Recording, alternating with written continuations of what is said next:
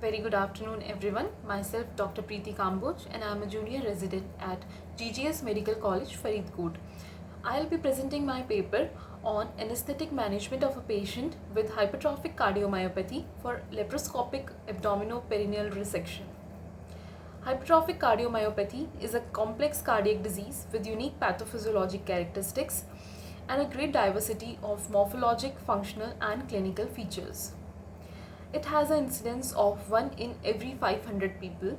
It is an autosomal dominant lesion and is most common genetic cardiac disease. Patients with hypertrophic cardiomyopathy pose considerable anesthetic challenge as the outflow tract obstruction can be worsened by a decrease in preload or afterload or by sympathetic stimulation, which leads to increase in myocardial contractility. In addition, the higher incidence of ischemic heart disease in patients with hypertrophic cardiomyopathy may further increase the risk of anesthesia and surgery. A 57-year-old patient who had a weight of 57 kg presented with a diagnosis of carcinoma rectum and was posted for laparoscopic abdominoperineal resection. On preoperative evaluation, patient had a history of chest pain and breathlessness for the past 4 years. At that time, patient was diagnosed with hypertrophic cardiomyopathy and was started on medications. Patient was started on aspirin 150 mg once daily and metoprolol 25 mg twice daily. He had undergone 27 cycles of radiotherapy for carcinoma and the last cycle was 1 year back. Other than this, patient has no other comorbidities. On examination, the pulse rate was 90, blood pressure was systolic 112, diastolic 70 mmHg. Clinically, airway and all other systemic examinations were within normal limits. In routine investigations, all blood profile that was done, including complete blood counts, RBS, renal function test, kidney function, liver function tests, PT-INR, they were within normal limits. Chest X-ray was also within normal limits. ECG showed ST segment depression with significant T-wave inversions in enterolateral chest leads. 2D echo was then done and it showed asymmetrical septal hypertrophy, and there are other features which were suggestive of hypertrophic cardiomyopathy, which was obstructive in nature, grade 2 left ventricle diastolic dysfunction, mild mitral regurgitation, and normal left ventricle ejection fraction. And the gradient across the left ventricle outflow tract was 40 mmHg. Due to hypertrophic cardiomyopathy, invasive monitoring was planned during the surgery. Patient was kept NPO for 8 hours prior to surgery. To relieve the anxiety, patient was given tablet alprazolam 0.5 mg on the night before the surgery and on the same day at 6 am with sips of water. Written and informed consent was then obtained from the patient and his family. On the day of surgery, after shifting the patient to the operation theatre, standard monitors were attached, which included SpO2 probe, ECG, and BP monitoring, which include heart rate monitoring also. Peripheral venous access was then secured by 18 gauge cannula on the left forearm. Under all aseptic precautions, epidural catheter was then inserted at L1-L2 space and it was fixed at 10 centimeters from the skin. Patient was then sedated with injection midazolam 5 mg and injection morphine 10 mg. An arterial catheter was then placed in the right radial artery under local anesthesia for invasive BP monitoring. Right-sided internal jugular vein cannulation was done and CVP monitors was attached. All the cardiac medications which were patient on were continued till the day of surgery. Aspirin was stopped 5 days prior to the surgery. Patient was then preloaded with 500 ml of RL.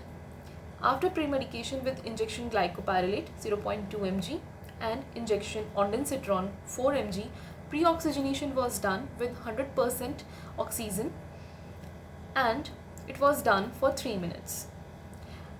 Induction of anesthesia was done with injection propofol, which was given 100 mg, and it was given slowly in incremental doses, and injection vecuronium was given 5 mg.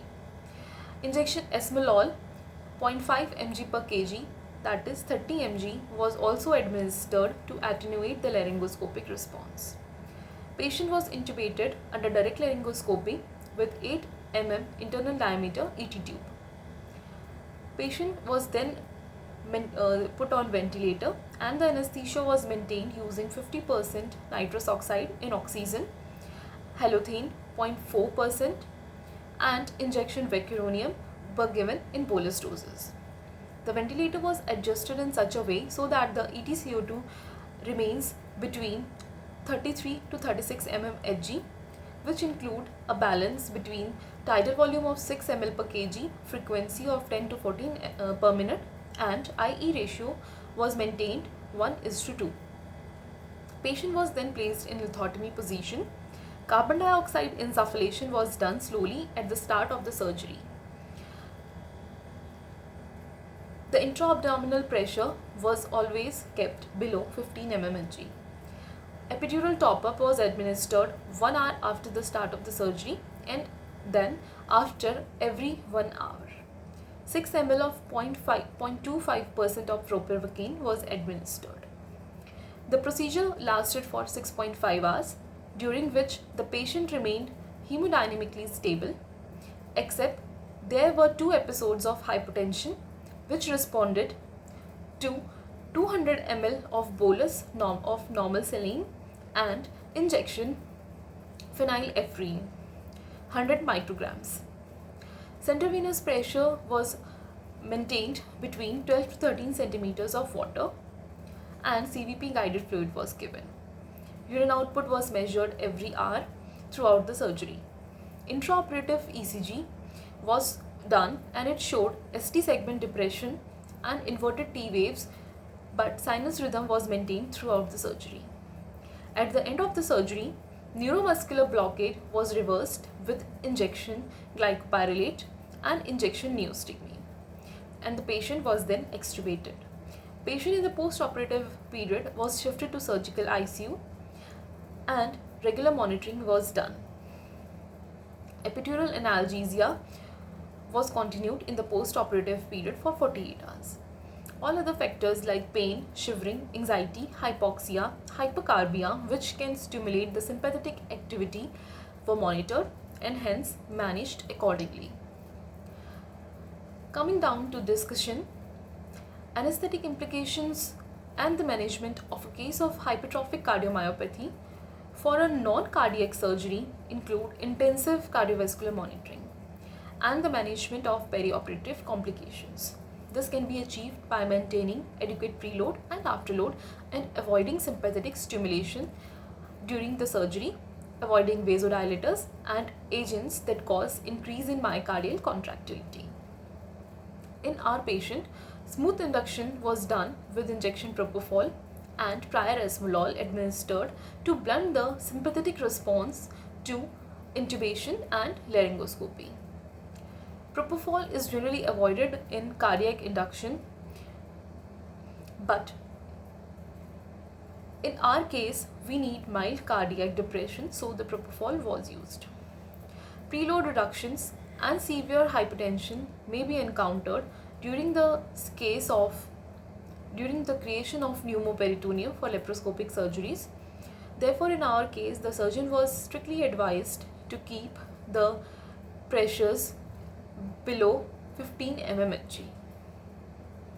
We maintain a central venous pressure of 12 to 13 centimeters of water and thus maintained adequate preload to maintain optimal cardiac output. We inserted epidural catheter for intraoperative analgesia and the post-operative pain relief. Therefore, the conclusion is it is worth emphasizing that successful anesthetic management of hypertrophic cardiomyopathy requires a thorough understanding of pathophysiology of the condition, proper intraoperative vigilance to look for any sympathetic stimulation, and avoiding factors that may increase the left ventricular outflow obstruction. The slide is accompanied by the references, and hereby I am wrapping up. Thank you so much.